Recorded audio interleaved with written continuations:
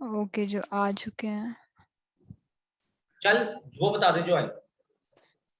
हाँ, वो मेरे पास है जो आएंगे। Permutation and combination, straight lines, conic sections, introduction to three-dimensional geometry, derivatives, statistics, probability. Yes sir, statistics भी आ रहे हैं।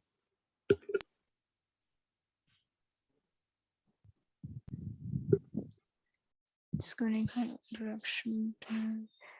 तो आपका सीक्वेंसर सीरीज हो चुका, मतलब आ चुका।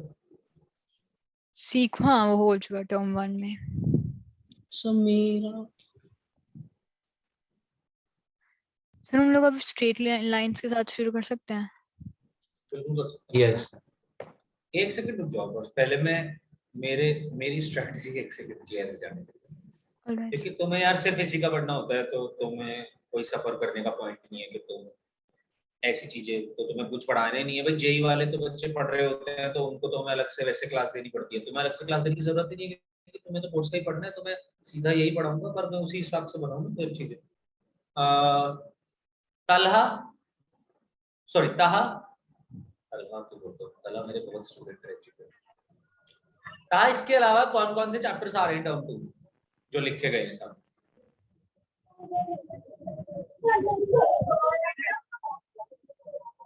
नहीं सर, इसके अलावा तो नहीं आ रहा।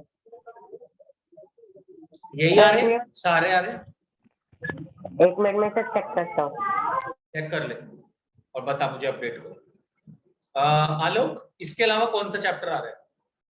सर मेरा रिसेंट में तो ये लिमिट्स है जो इसके अलावा नहीं आ रहा, और स्टैटिस्टिक्स आ रहे हैं नेक्स्ट एग्जाम में। बाकी तो मैं आप कंफर्म करके आ जाऊंगा।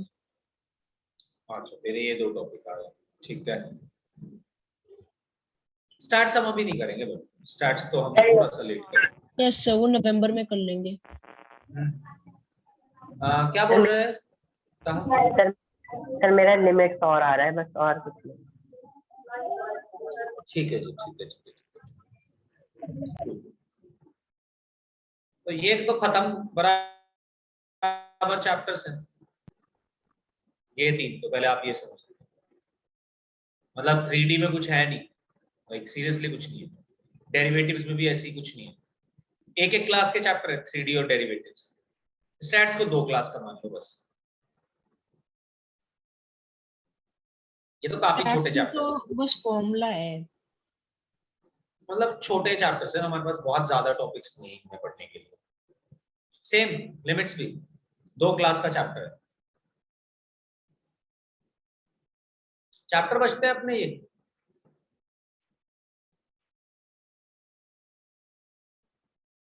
प्रोबेबिलिटी भी छोटा ही चैप्टर है बोल दो, पर इंपॉर्टेंट है। मार्क्स आते हैं प्रोबेबिलिटी से काफी, मतलब 5-6 मार्क्स का पेपर तो आ ही जाएगा प्रोबेबिलिटी से।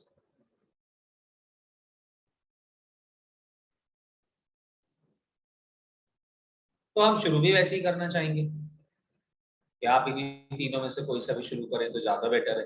कोनिक सेक्शन थोड़ा बड़ा भी है, स्ट्रेट लाइन भी थोड़ा हाँ ठीक ठाक ही है। मतलब तीनों ऐसे छोटे चैप्टर्स तो नहीं है, ये तो नहीं बोल सकते इनके बारे में। चलिए फिर स्ट्रेट लाइन से कर ले शुरू, सभी लोग कंफर्टेबल है? सर तो 3D और डेरिवेटिव्स बस एक एक क्लास के। बिल्कुल, ये बहुत छोटे छोटे चैप्टर्स, कुछ है ही नहीं इसमें। 3D और डेरिवेटिव्स दोनों ही नेक्स्ट ईयर पढ़ाई जाएगी एक्चुअली फुल फ्लो में। अभी तो बस आपको ऐसे ही थोड़ा सा आइडिया दिया हुआ 11th क्लास में।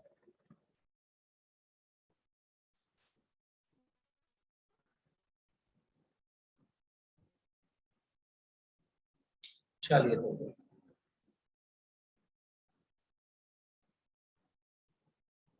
सर तो स्ट्रेट आज हम लाइन शुरू स्ट्रेट करो। लाइन स्टार्ट कर रहे हैं। बिल्कुल स्ट्रेट लाइन स्टार्ट करो। और तू कल मेरे को नेक्स्ट क्लास में मेरे को कंफर्मेशन दियो तेरे कौन कौन से चैप्टर्स आ रहे हैं, पता करके आने हैं। हाँ हाँ सर, पक्का। चलिए फिर let's start with straight lines. तो इसके बारे में अभी तक हम क्या जानते हैं, पहले तो मैं आपको ये बताना चाहूंगा। ax plus by plus c is equals to 0, ऐसी कोई भी इक्वेशन अगर हमारे सामने लिखी हुई है, so this is the equation of straight line. This is linear equation in two variables.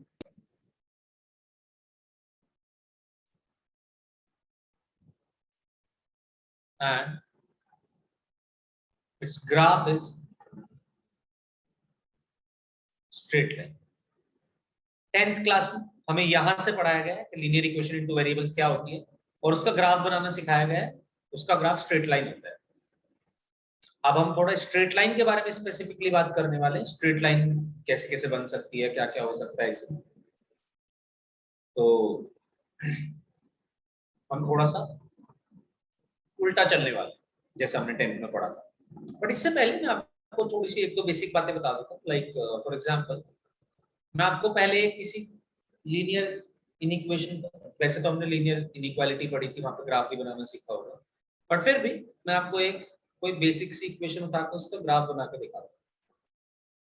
For example x + y = 2 मेरे पास कोई लीनियर इक्वेशन इनटू वेरिएबल है और मुझे बनाना है ग्राफ।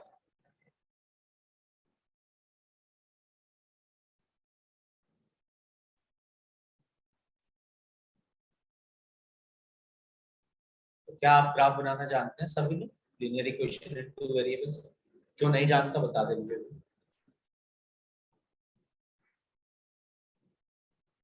अच्छा चलिए फिर तो अनवी कैसे बनाते हैं हम बता, चलो फटाफट बता दे कैसे किसी sir linear equation two variable का ग्राफ बनाया जाए। सर x और y की जगह ऐसा कुछ रखना है जिसको ऐड करके 2 आ जाए। So it can be x is equal to 0 and y is equal to 2, x1 y1 and y0 x2. Generally जब भी हमें ग्राफ बनाना होता है तो एक बार x को 0 रखो, y की कुछ वैल्यू आ जाएगी, एक बार y को 0 रखो, x की कुछ वैल्यू आ जाएगी। दो ही पॉइंट्स चाहिए होते हैं आपको। ये जो पॉइंट्स अब ये लिखे गए हैं ये सॉल्यूशन ही है पहली बात तो इस इक्वेशन के। बट जब मैं ये पॉइंट्स लिख रहा था तो मुझे एक बात समझ आई कि यार मैं तो जितने चाहूं उतने पॉइंट्स लिख सकता हूँ। जैसे अभी अनवी ने बोला कि हमें इस तरीके की वैल्यूज रखनी है x और y की कि उनको ऐड करके 2 आ जाए। आप एक वैल्यू को रखते जाइए दूसरी मिलती जाएगी। x को 1 रखेंगे y 1 मिल जाएगा, x को 2 रखेंगे y 0 मिल जाएगा, x को 3 रखेंगे y -1 मिल जाएगा। क्यों?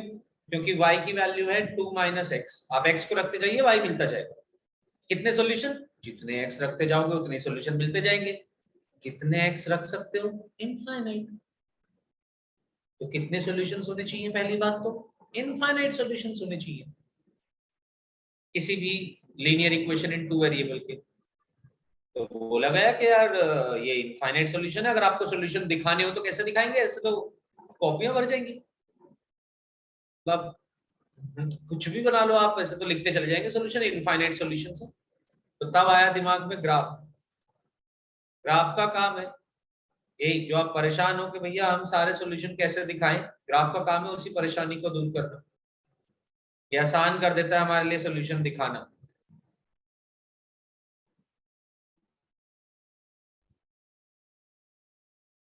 तो आपने कहा देखिए आप सॉल्यूशन बनाइए, है ना? जो भी आपके सॉल्यूशन आएंगे उस मतलब जो भी आपका ग्राफ बनेगा, आप उस ग्राफ के ऊपर जितने भी पॉइंट्स लाई कर रहे होंगे हर एक पॉइंट सॉल्यूशन ही होगा। मतलब कि अभी ये जो स्ट्रेट लाइन बनी है ये है x + y = 2 का ग्राफ। इस स्ट्रेट लाइन के ऊपर जितने भी पॉइंट्स है, जितने भी, तो सब के सब हमारा सॉल्यूशन है इस इक्वेशन में। All the points on this line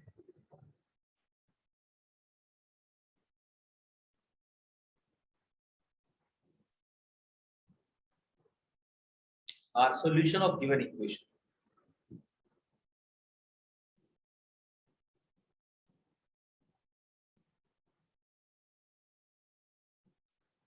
So graph is a better way to represent your solutions as compared to this box, solution box. Solution box में आप 5-10 सॉल्यूशन दिखा दोगे यार, उसके बाद आप कहोगे कि ये तो बहुत ही ज्यादा स्पेशियस चीज है, इतना स्पेस होल्ड कर लिया इसने। बट वही काम बहुत कम स्पेस में दिखा सकते हैं ग्राफ से। चलिए जी, ये हम पहले सीख के आए। अब हम सीख रहे हैं कि स्ट्रेट लाइन अगर दी गई है तो कैसे उसकी इक्वेशन लिखें, उल्टा काम। पहले सर सीख रहा बट था एक इक्वेशन से चीज स्ट्रेट है लाइन कैसे कि बनाए। सर बट एक चीज है कि जैसे यहाँ पे लिखा है कि y2 है तो x 0 होना चाहिए, बट स्ट्रेट लाइन में तो ऐसा नहीं है। है ना, ये रहा y2 है तो x 0 है ना, ये रहा पॉइंट। अच्छा अच्छा, हाँ समझ गया समझ गया।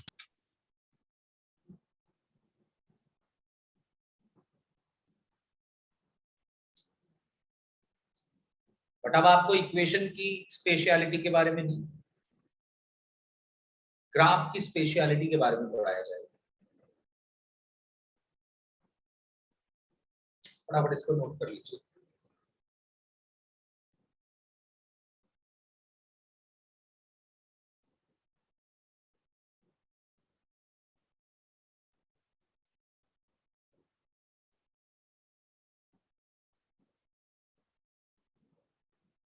ये बातें हमें पिछले साल सिखाई, just to give you an idea. अब इस बार क्या सिखाया जाएगा? इस बार इस इक्वेशन को दिया जाएगा, सॉरी इस बार इस ग्राफ को दिया जाएगा, और यहां से वापस इक्वेशन बना पाएंगे कि नहीं, इसके बारे में बात होगी। और साथ साथ आपको कुछ और बातें भी बताई जाएगी। इसमें हमारी सबसे पहली आज की बात होगी स्लोप। जब भी आप किसी स्ट्रेट लाइन को बना रहे हैं, एक खासियत होती है स्ट्रेट लाइन के अंदर, बनाते रहो लिखते रहो, इससे मेरी बात सुनते रहो। कोई भी फिगर जब भी हम बनाते हैं ना गाइस, तो उस फिगर की ना कोई स्पेशलिटी होगी, मतलब वहां पे कोई ना कोई लॉजिक चल रहा होगा, कोई ना कोई लॉजिक होगा पक्का मैथ्स में, वो लॉजिक ही ढूंढना होता है। फॉर एग्जाम्पल ये स्ट्रेट लाइन कैसे बनी, इसके लिए भी एक लॉजिक है। क्या लॉजिक है? वो ये स्लोप। स्लोप की हेल्प से कोई भी स्ट्रेट लाइन फॉर्म होती है।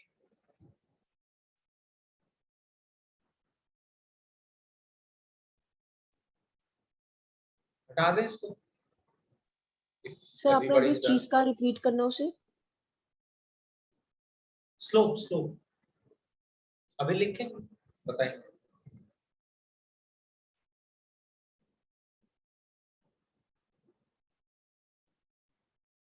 ओके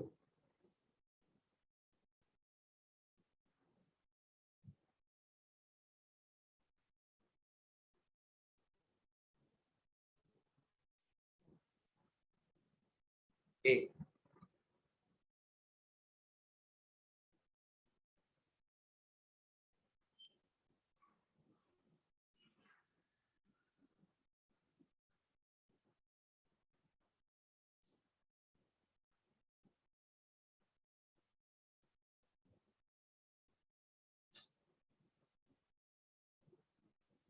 स्ट्रेट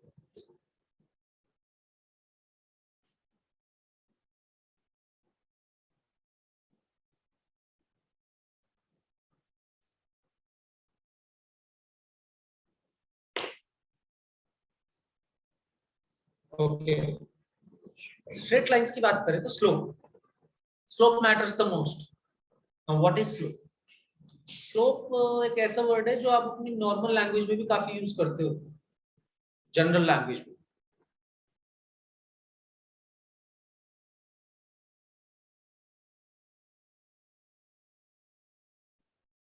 ओके स्लोप एक ऐसा वर्ड है जो आप अपनी नॉर्मल लैंग्वेज में भी यूज करते हो। जैसे कोई रोड होती है, और रोड अगर ज्यादा से मतलब if we are trekking on mountains, तो स्लोप कितना हाई है, स्लोप कितना टफ है, स्लोप हाई था, स्लोप लो था, ऐसी सी हम चीजें यूज भी करते हैं, राइट?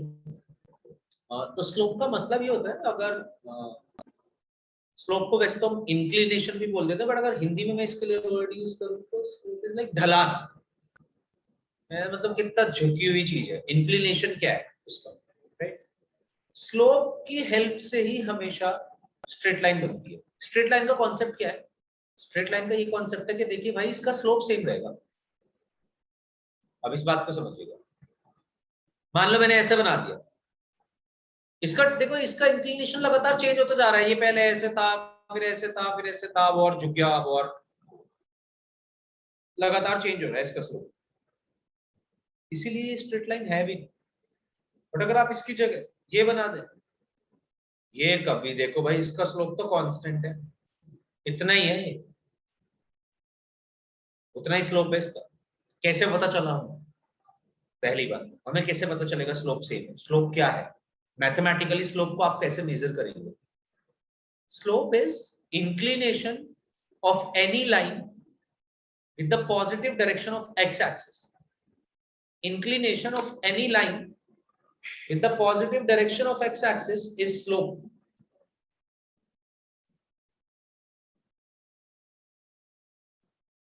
Yes sir.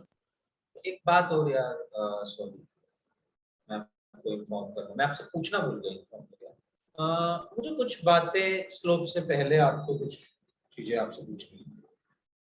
आपको बेसिक कोऑर्डिनेट याद है 10th क्लास में? बताओ 10th क्लास में आपने कोऑर्डिनेट में क्या क्या पढ़ा? कोई भी बता सकता है अगर याद है तो। डिस्टेंस फार्मूला और सेक्शनल फार्मूला था शायद एक। बिल्कुल करेक्ट बात है। सर एक और मिड चीज पॉइंट भी था एक। मिड पॉइंट भी था, बिल्कुल। और एक और चीज थी, एरिया ऑफ ट्रायंगल, अगर आपको याद हो। सर वो हमारे सिलेबस से कर गया था। कोई दिक्कत नहीं है, मैं बता देता हूँ। यही चीज मुझे आपको बस बेसिक चीजें बतानी थी। एरिया ऑफ ट्रायंगल इस बार आएगा, इस बार सिलेबस से नहीं हटेगा। पिछले बार हटा दिया था, याद है। सो दो तीन चीजें बेसिक पॉइंट स्लोप लिखने से पहले कि पहला पॉइंट, आपको बेसिक कोऑर्डिनेट ज्योमेट्री आनी चाहिए to understand straight lines and conic sections. आपको इस बार ये आपका पोर्शन कोनिक कोऑर्डिनेट ज्योमेट्री का ही है by the way. Straight line भी और कोनिक सेक्शन भी दोनों कोऑर्डिनेट ज्योमेट्री का ही पोर्शन है। तो आपको बेसिक ट्रिग्नोमेट्री जो आप सॉरी बेसिक कोऑर्डिनेट ज्योमेट्री जो आपने 10th क्लास में पढ़ी थी वो आनी चाहिए, पहला है।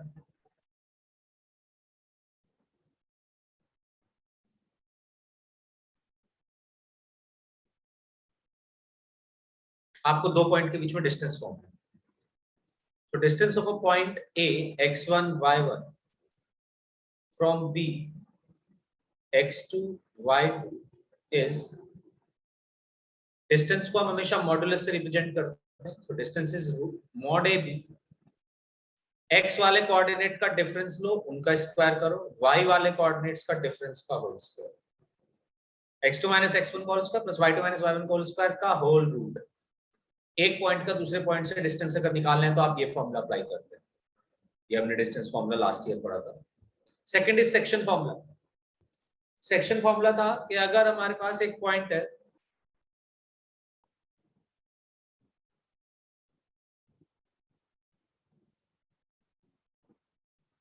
if the line joining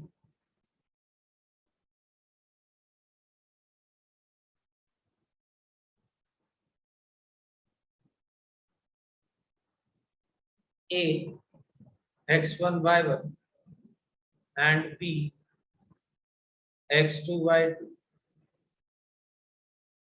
is divided by some point C,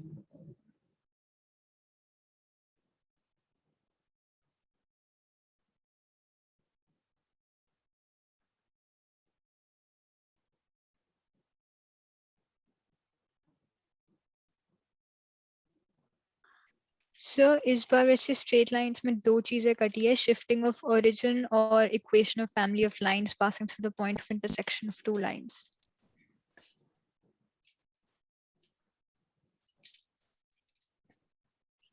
पहले भी कब? पता नहीं सर, आरएस के अंदर थी ये, सब टॉपिक्स में लिखा हुआ है। हाँ वैसे लिखा तो वैसे थे ये टॉपिक्स, बट ये पहले भी बोर्ड्स के सिलेबस में। ओके सर, इस बार डिलीटेड सिलेबस में भी दिया हुआ था इसलिए। I really doubt कि पहले सिलेबस में शिफ्टिंग ऑफ ओरिजिन को नहीं पढ़ा है। If the line joining A and B is divided by some point C, मैं दो चीजें लिखना चाहता हूँ, जाओ जरा इंग्लिश समझो पहले। Divided by some point C internally, मतलब मुझे लंबा क्यों लिखना है यार, मैं छोटा लिखना चाहता हूँ।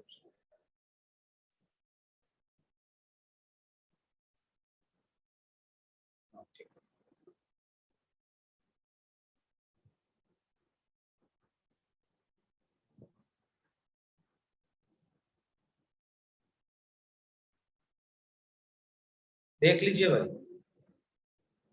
पहली बात तो क्या हम कह रहे हैं, ये हमारे पास कोई स्ट्रेट लाइन है, मतलब ये हमारे पास कोई दो पॉइंट्स है, एक ये है A, एक ये है B। A पॉइंट था x1 y1, B पॉइंट है कोई x2 y2, और इसको किसी तीसरे पॉइंट C ने डिवाइड करा। अगर इसको कोई तीसरा पॉइंट C डिवाइड कर रहा है तो वो इसे दो तरीके से डिवाइड कर सकता है। आपको मुझे पता है 10th क्लास में सिर्फ इंटरनली पढ़ाया गया है, बट इस बार एक्सटर्नली भी यूज होगा। ए और बी की अगर आपने लाइन ज्वाइन करी और इसके बीच में जितने भी ये पॉइंट्स है इसमें से किसी पॉइंट ने इसको डिवाइड करा सी ने m/n, तो पहली बात तो इस m/n का क्या मतलब है? m/n का मतलब है AC distance divided by BC distance. In distances का रेशियो है m/n। एक बात। दूसरी बात कि अगर ये डिवीजन इस पूरी लाइन के बीच से कहीं हो रहा है, एक पॉइंट ए है एक पॉइंट बी है और इनके बीच में से आपने इसको कहीं से डिवाइड करा, तो इसको बोलते हैं इंटरनल डिवीजन।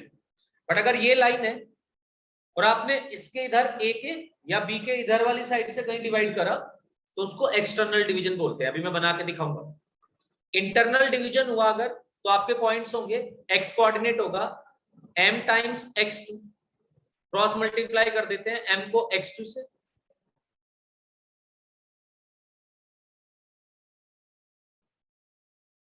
m को x2 से प्लस n को x1 से divided by m plus n, और y को लिख सकते हैं my2 plus ny1 divided by m plus n।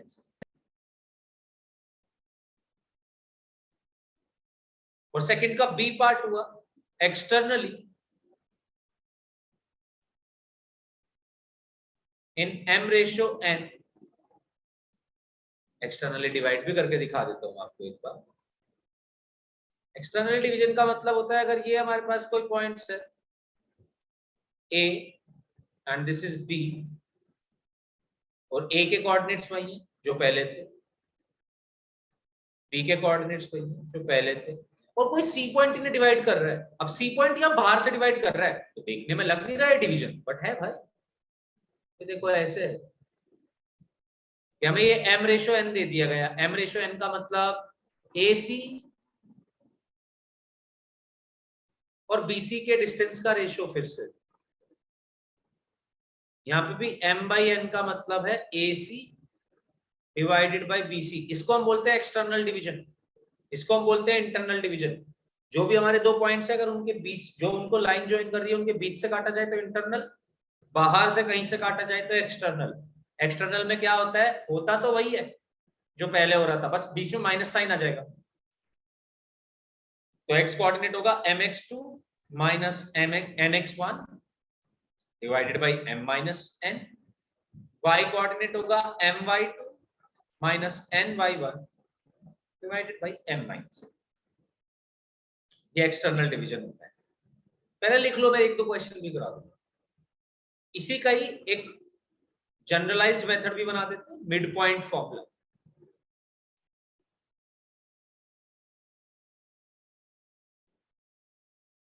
तो यूज तो इसको ही मिड करना पॉइंट है। फॉर्मूला क्या कहता है कि अगर आपके पास इसको तो यूज तो इसको ही करना है ना स्पेसिफिकली। समझा नहीं मैं क्या बोल रहा हूँ? दोनों को यूज करना होगा। एक्सटर्नली भी डिवीजन हो सकता है, इंटरनली भी डिवीजन हो सकता है। पिछली बार सिर्फ इंटरनल डिवीजन था, इस बार इंटरनल एक्सटर्नल दोनों डिवीजन है। कोई सा भी यूज करना पड़ सकता है, इसीलिए बता रहा हूँ कोई सा भी यूज करना पड़ सकता है। इसी का ये एक स्पेसिफिक फॉर्मूला भी है, मिड पॉइंट फॉर्मूला, जिसमें m और n दोनों ये 1:1 के रेशियो में हो जाते हैं। मतलब अगर इनका मिड पॉइंट निकालना है तो AC और BC के डिस्टेंस का रेशियो 1/1 हो जाएगा। मतलब AC का जो डिस्टेंस होगा वही BC का भी होगा। मिड पॉइंट का तो यही मतलब है ना। तो m और n की वैल्यू 1 हो जाती है। तो मिड पॉइंट फॉर्मूला ये है डायरेक्ट। एक और यही भी फॉर्मूला है सेंट्रोइड का। क्या कोई सेंट्रोइड वाला फॉर्मूला जानते हैं?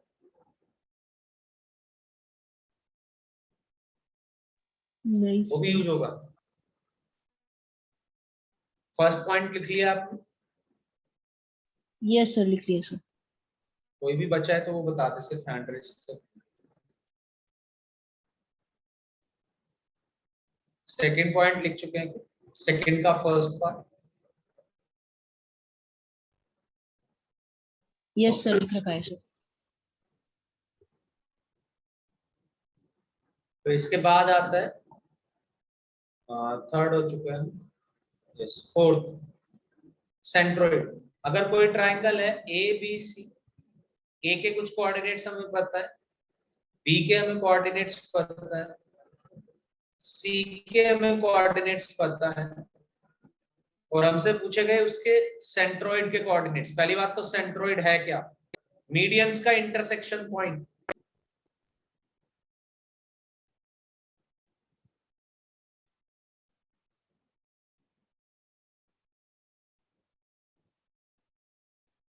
क्या सर किसके?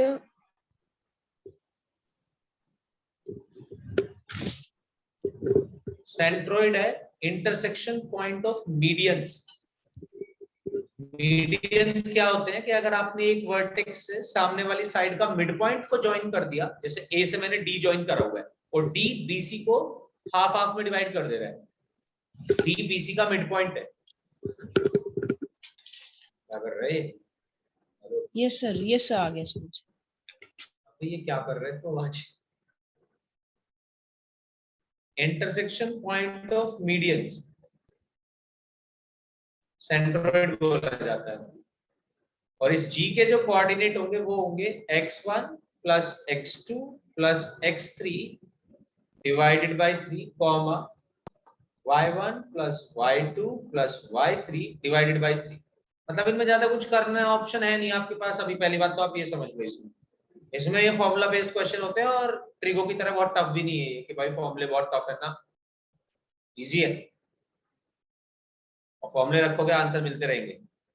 यही है चैप्टर स्कोरिंग।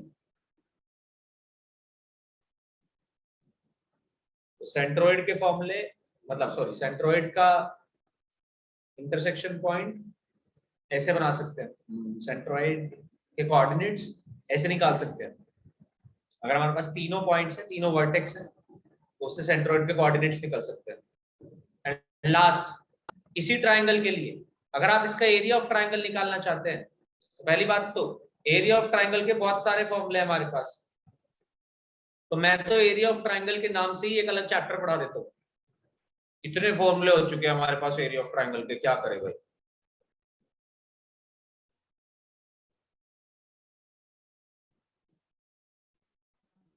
कौन कौन से मैं बता देता हूँ, सारे रिमाइंड करा दूंगा अभी। अगर बेस और हाइट पता है तो हाफ बेस इंटू हाइट।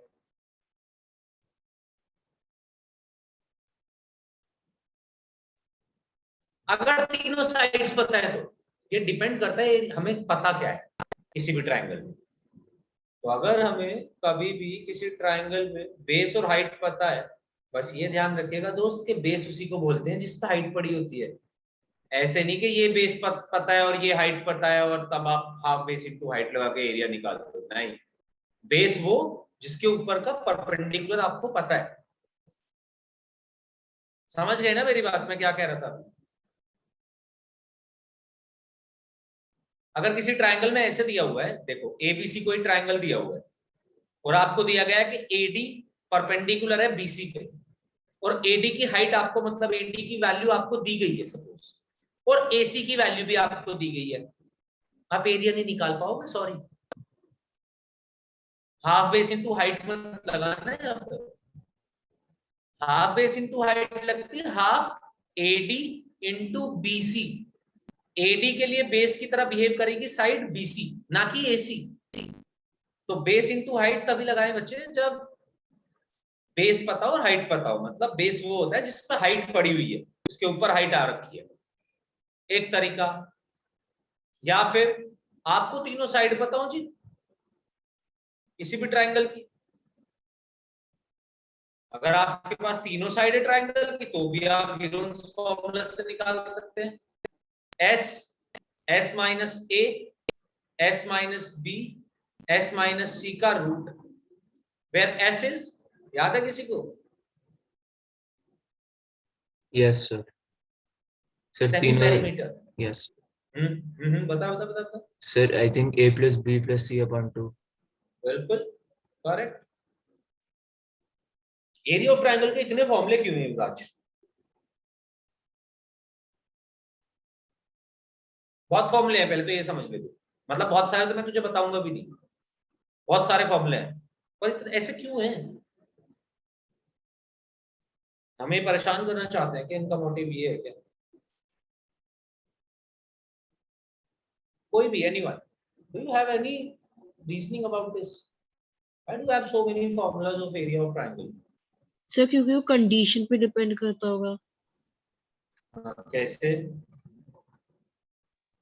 जैसे कि इस वाले कंडीशन में आपने ऐसे कहा कि परपेंडिकुलर दिया है और बेस कुछ और है, अगर वैसे ही क्वेश्चन में अगर उसका बेस भी दिया और बाकी दोनों साइड दिया तो वैसे ट्रायंगल निकाल सकते हैं, हाइट की जरूरत नहीं सही कह रहे हैं पड़ेगी। लड़का।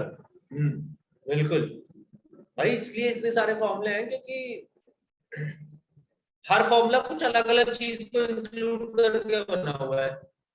ट्रायंगल चीज ही ऐसी है कि आपको कभी ऐसा होता ही नहीं कि मतलब कुछ भी दे सकते हैं, और कुछ भी दे सकते हैं तो उसी हिसाब से फॉर्मूले भी देते चले गए कि भाई बेस और हाइट दिया हो तो ये लगा लियो, हाफ बेस इनटू हाइट। तीनों साइड्स दी गई हो तो भाई ये लगा लियो, Heron's formula, S, S minus A, S minus B, S minus C का होल रूट। ये भी नहीं दिया जी। तो चल एक नया फॉर्मूला दिखाता हूँ। Can I rub this left hand side पूरा हटा दूं इसको? Yes sir, yes. एक्सटर्नल वाला रेशियो हटा रहा हूँ सबसे पहले। तो कोई बचा है तो बता दो, हैंड रेज करो। राइट हैंड साइड कुछ नहीं रिमूव कर रहा, ये तो अभी लिखी है। नहीं नहीं, लेफ्ट हैंड साइड के लिए पूछो, किसी ने भी नहीं लिखा है तो बता दो। स्लोप को तो अभी हटा ही दो, स्लोप के बारे में बात अगली क्लास में होगी, क्योंकि यार ये सब चीजें आपसे पूछी जाएंगी, आपको क्वेश्चंस दिए जाएंगे इस बार इनकी टर्म्स में। दे विल एक्सपेक्ट कि आपको ये पता है चीजें सब। सॉरी,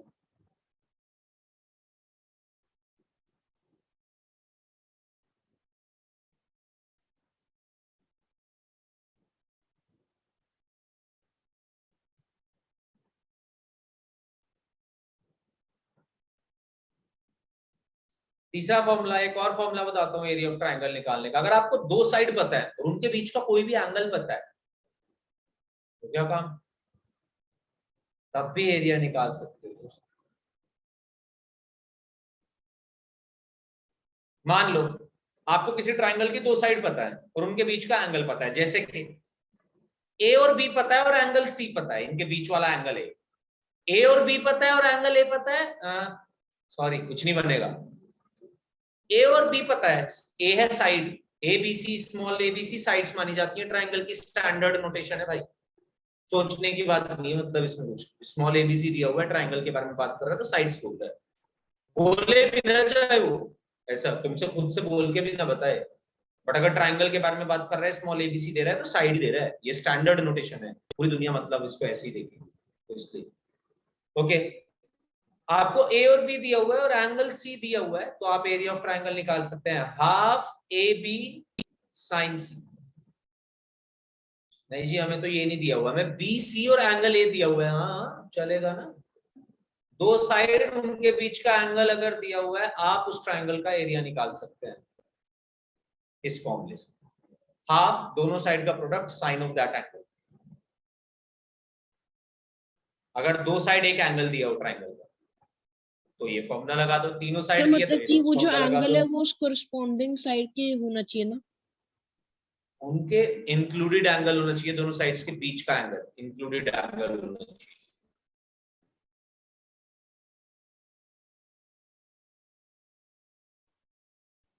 लास्ट चीज, अगर आपको वर्टिसेस दिए हुए, ये ए है, इसके वर्टिसेस हैं x1 y1, ये b है, इसके वर्टिसेस हैं x2 y2, ये c है, इसके वर्टिसेस हैं x3 y3। आपसे पूछा गया एरिया ऑफ ट्रायंगल लिख लीजिए, काफी बड़ा है फॉर्मूला तो, बट मैं आपको याद करा सकता हूँ।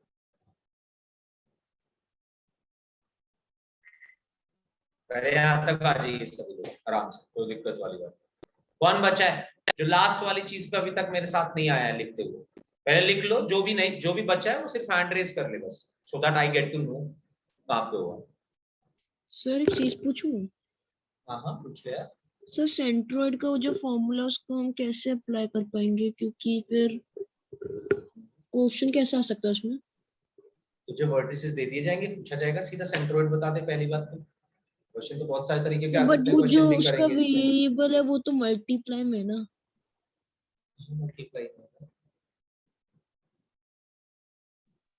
सभी जी के vertices- कोऑर्डिनेट्स, पहला जी का एक्स कोऑर्डिनेट दिया हुआ है तेरे को x1 + x2 + x3/3, मतलब जो भी तेरे पास तीनों वर्टिसेस दिए हुए हैं उनका x कोऑर्डिनेट को ऐड कर, डिवाइडेड बाय 3 कर दे, सेंट्रोइड आ जाएगा। अच्छा जो मतलब भी कि तेरे को वर्टिसेस समझ दिए गया गए हैं सर। हाँ उनके सर। y कोऑर्डिनेट्स को ऐड कर, डिवाइडेड बाय 3 कर दे, तो सेंट्रोइड का y कोऑर्डिनेट आ जाएगा। समझा? Yes sir. सभी लोग आ चुके हैं यहाँ तक? आई एम अज्यूमिंग कि किसी ने भी हैंड रेज Yes, नहीं किया। Okay cool. चलिए जी, मैं थोड़ा सा राइट वाली साइड रब करना चाहता था क्योंकि ये फॉर्मूला थोड़ा बड़ा है, इसलिए मैं पूछ रहा था आपसे, आप यहाँ तक आ चुके हैं कि नहीं। मैं आपको फॉर्मूला भी याद करा देता हूँ ये। तो ये लास्ट ईयर आपके क्लास में फॉर्मूला था 10th क्लास में, बट क्योंकि आपका फॉर्मेट हो गया था थोड़ा पोर्शन, तो इस चक्कर में ये फॉर्मूला हटा दिया गया था। So this is 1 2 3 cyclic formula है ये। 1 2 3, 1 से स्टार्ट करेंगे तो 2 3 तक जाएंगे, 2 से स्टार्ट करेंगे तो 3 1 तक जाएंगे, साइकिल में ही घूमना है बस, ये ध्यान रखिएगा। x1 तो y2 - y3 plus x2, x2 आपने 2 से स्टार्ट करा तो y3 - y1 प्लस x3 आपने 3 से स्टार्ट करा, तो साइकिल में घूमना है y1 - y2। और ये मॉड लगा हुआ है, मॉड का काम तो आपको पता है, मुझे लगता है शायद नहीं पता। sir. मॉड का मतलब है आंसर हमेशा पॉजिटिव रहेगा। Yes, sir. तो एरिया ऑफ ट्राइंगल निकाल रहे हैं, एरिया तो कभी नेगेटिव नहीं हो सकता, पॉजिटिव ही हो सकता है, इसीलिए एरिया में मॉड लगा के देते हैं कि मान लो आपका आंसर -10 आ जाए कैलकुलेशन से, तो भाई -10 मत देना, 10 देना आंसर।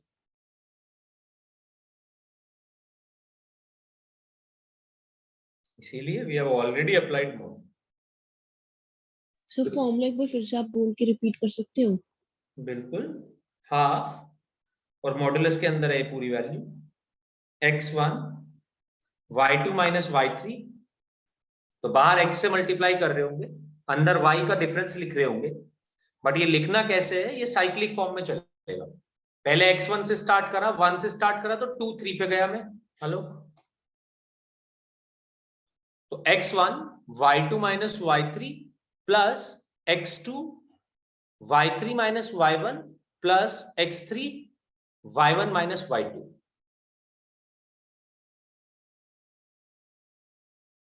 लिख लिया है? Yes sir, yes sir. बाहर होगा x, अंदर होगा y का डिफरेंस, जहां से भी शुरू करोगे उससे पूरा साइकिल खत्म करके आना है। 1 से शुरू करा 2 3 तक जाऊंगा, 2 से शुरू करा 3 1 तक जाऊंगा, 3 से शुरू करा 1 2 तक जाऊंगा।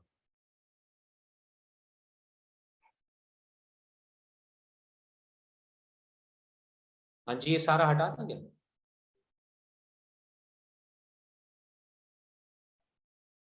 ओके,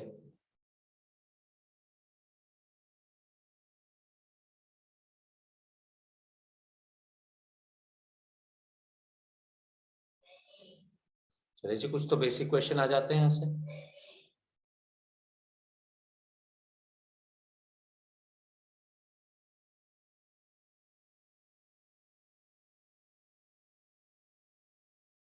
बताएंगे क्या, जरा फटाफट बता दो, सब 10th का काम है। देखो 2 पॉइंट के बीच में डिस्टेंस बताना है, कितना आ रहा है।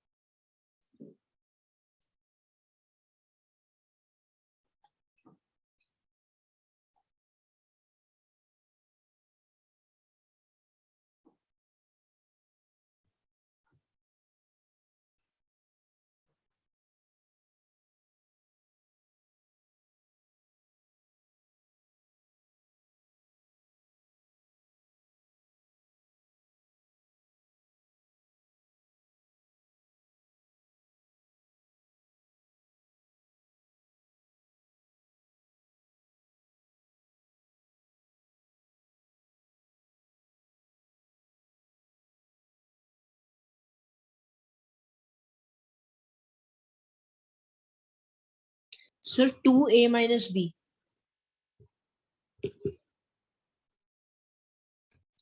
काफी गलत है, मतलब काफी। हेलो, ऐसे गलत नहीं, सॉरी, काफी। फिर से बोलना चाहूंगा।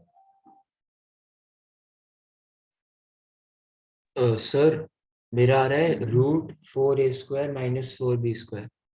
माइनस क्यों है? माइनस नहीं प्लस आ रहा है मेरा। हाँ यस बिल्कुल सर, है, सॉरी सॉरी, करेक्ट प्लस। है। उस 4 को कॉमन लेके बाहर भी निकाल सकते हैं, देख। किसने भेजा ये आंसर मुझे अभी भी? तला, हाँ ताहा, बिल्कुल करेक्ट है था।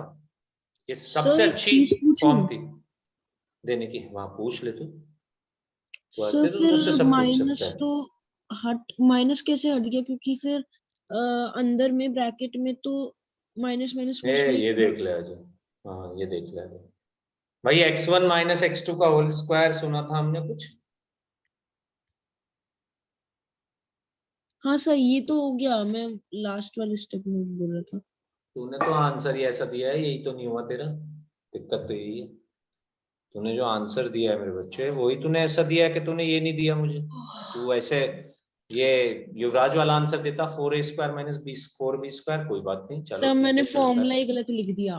हाँ पता है, मैं तो अभी तो हमने तुझसे कहा कि बहुत गलत है, गलत नहीं।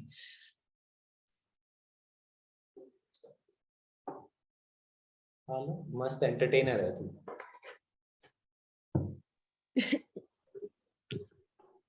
सो a minus A minus minus A मतलब a प्लस ए बन जाएगा, ये 2a बन जाएगा। 2a का होल स्क्वायर 4a² आ जाएगा, plus this is also 4b²। 4 common लेके बाहर भी निकाल सकता हूँ, 2 निकल जाएगा बाहर, ये आ जाएगा।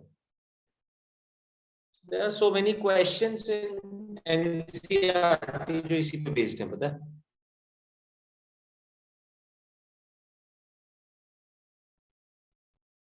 Yes sir.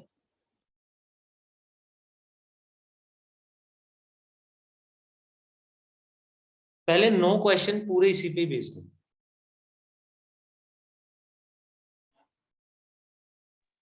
Sir a² + b² तो बाहर। नहीं नहीं नहीं, हम लोग इसमें कुछ नहीं कर पाएंगे, हमारे हद से बाहर की बात है भाई, ओके हमारे सर। हद में नहीं है।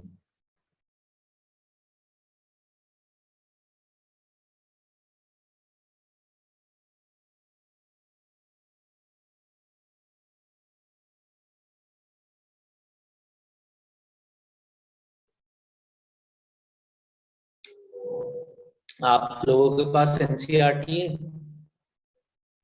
यस सर है। सर मेरे पहले पास ही अभी क्वेश्चन नहीं है। है उसका, कोई दिक्कत नहीं है, मैं लिख रहा हूँ क्वेश्चन।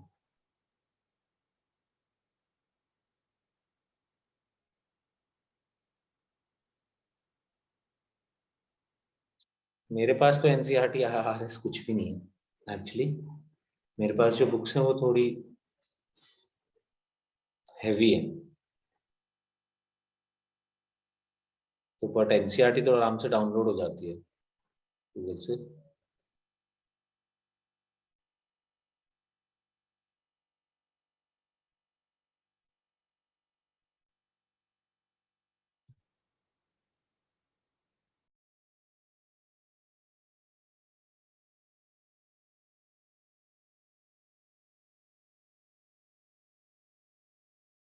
क्या आप इसे सॉल्व कर सकते हैं? Try this.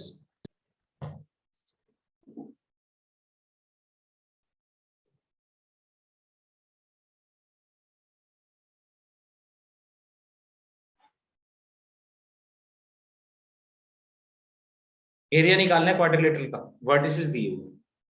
क्वाड्रिलेटरल का एरिया तो निकालना आपको सिखाया नहीं। जब आप इसे बनाएंगे तो पहले तो इसे रफली अपने दिमाग में एक बार प्लॉट करके देख लो। चलो प्लॉट करके मैं दिखा देता हूं।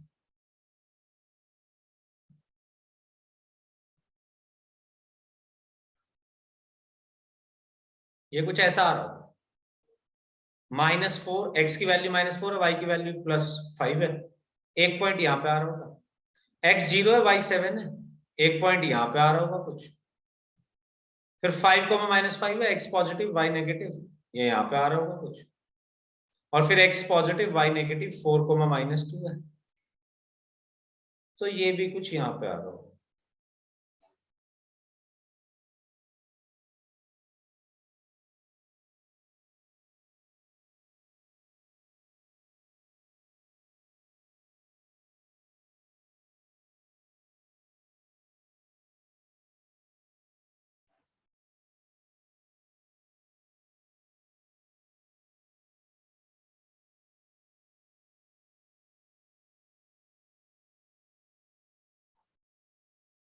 देखो ये कुछ ऐसा बन रहा होगा रफली, रफली ये होता है। हमें इसका एरिया निकालना है। युवराज, क्या हमने कोई क्वाड्रिलेटरल का फॉर्मूला पढ़ा है एरिया निकालने का? सॉरी सर, मैं पूछ रहा हूँ, क्या हमने कोई फॉर्मूला पढ़ा है क्वाड्रिलेटरल का एरिया निकालने के लिए? नहीं नहीं सर। हमने किसका एरिया निकालने के लिए फॉर्मूला पढ़ा है?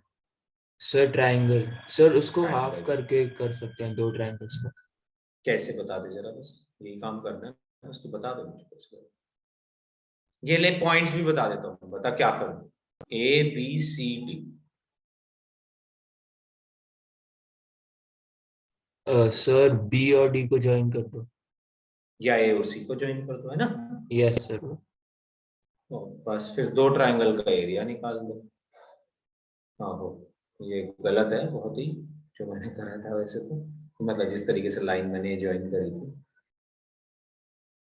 तो ABC का एरिया निकाल लो, ACD का एरिया निकाल लो, दोनों को ऐड करेंगे क्वाड्रिलेटरल का ही एरिया आ जाएगा। क्यों था?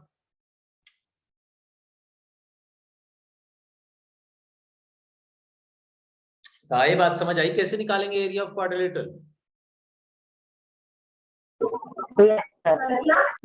ठीक है, निकालो फटाफट और बताओ जरा मुझे, आई एम वेटिंग।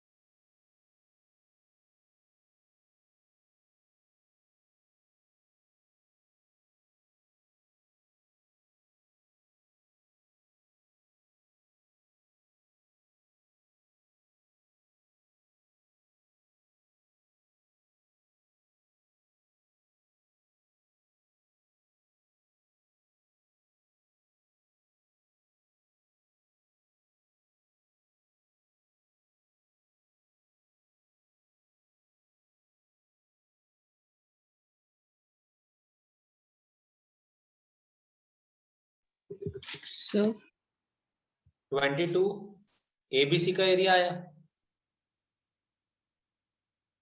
क्या सर आपकी आवाज अनवी, बीच में युवराज, मतलब कंफर्मेशन ले लूं मैं, रुक जा। तो एरिया ट्राइंगल ABC अगर हम निकालेंगे तो half -4 into y2 minus y3 7 minus -2 9 plus 0 into what ever 0 plus 4 into 5 minus 7 -2, क्या आएगा एरिया? हाफ, ये बनेगा माइनस के 36 और ये बनेगा माइनस के 8। 44। बिल्कुल 22 आया भाई, सही बात है एकदम। एरिया ट्राइंगल ACD, हाँ जी बताओ अनवी, युवराज, आ रहा है कुछ? नहीं एरिया। सर मैंने थोड़ा गलत कर दिया एक। सर भाई कोई बात नहीं, चलो। -4 -2 -5 +5 3 हो जाएगा ये। This is 4 into -5 -10 plus 5 into 5 -2 7। तो ये बनेगा हमारे पास -12 -40 which is -52 -52 plus 35 -17 -17/2 which is 8.5। तो एरिया ऑफ क्वाड्रिलेटरल होना चाहिए था बच्चे 22 square units plus 8.5 square units. तो एरिया आ जाएगा क्वाड्रिलेटरल का सर 30.5 स्क्वायर यूनिट्स। हाँ जी सर आपने सी के कोऑर्डिनेट्स 4, -2 लिए हैं। सर मैंने 5, -5 लिया था सी के, और सर डी का 4 -2। तो मेरा डिफरेंट आ रहा है। हाँ फिर तो डिफरेंट आएगा, बिल्कुल डिफरेंट आएगा सर बट वो तो ऑर्डर में है ना, तो सर सी का ऑर्डर नहीं में। होना, हाँ सी का 5 exactly. -5 नहीं होना चाहिए। मतलब ले तो किसी का भी ले, बट अगर तू किसी का भी जो भी लेना चाहता है, तुझे ये भी तो देखना पड़ेगा ना कि ट्राइंगल कौन कौन सा बन रहा है। अगर तू सी को 5 -5 ले रहा है तो फिर तू ABC निकाल, है ना। तो अगर ये 5, -5 यहाँ पे ले रहा है तो बी और डी को ज्वाइन करना पड़ेगा ना। तो एक एरिया निकालना पड़ेगा तुझे 0 7 4 -2 5 -5 की हेल्प से, और एक एरिया निकालना पड़ेगा फिर तेरे को -4 5 0 7 और 4 -2 की हेल्प से, सॉरी 5 -5 की हेल्प से। तो कैसे भी देख ले युवराज, बस ये है कि तुझे ट्राइंगल दोनों फिर वही उठाने हैं सही से, तो ऑर्डर जैसे हाँ चाहे वैसे ओके ले। Sir, okay. यस सर 30.5 ही है। बिल्कुल यही आना चाहिए था हमारा एरिया। तो इस तरीके से यार हम ये सब चीजें लगा सकते हैं। अब नेक्स्ट क्लास में हम शुरू करेंगे स्लोप। ये तो था हमारा बेसिक इंट्रोडक्शन, जो हमारी पहली पहली sir. कोऑर्डिनेट ज्योमेट्री थी। अब नेक्स्ट क्लास में हम full fledged straight line start करेंगे। स्लोप पूरा पहली मतलब नेक्स्ट क्लास में खत्म हो जाएगा। उसके बाद जब आप स्लोप सही से समझ जाएंगे तो आप पूरी स्ट्रेट लाइन सही से समझ जाएंगे, ये ध्यान रखना। अगर आप स्लोप सही से समझ गए तो फिर सब आसान है, क्योंकि स्लोप पे ही बेस्ड है पूरी स्ट्रेट लाइन। और ये पुरानी चीजें हमें जरूरत पड़ती रहेंगी, क्योंकि आगे के अच्छे क्वेश्चंस में हम ये पुरानी चीजें घुसाते रहेंगे, बस ये करेंगे। तो ये थोड़ा सा फॉर्मूले लगा के आना, पहले 8-10 क्वेश्चन लगा लेना एनसीईआरटी आरएस दोनों के। आरएस में तो मुझे लगता है होपफुली एक एक्सरसाइज ही दी गई होगी पूरी स्लोप से पहले, तो आप वो सब लगा के आना, बेसिक चीजें आपकी क्लियर हो जाएंगी। After that will go to slope. जी चलिए फिर मिलते हैं next class. Thank you sir. Sir Thank you, वो लिमिट्स के लिए मैं बात कर लूंगा। नो इश्यूज, बात करो।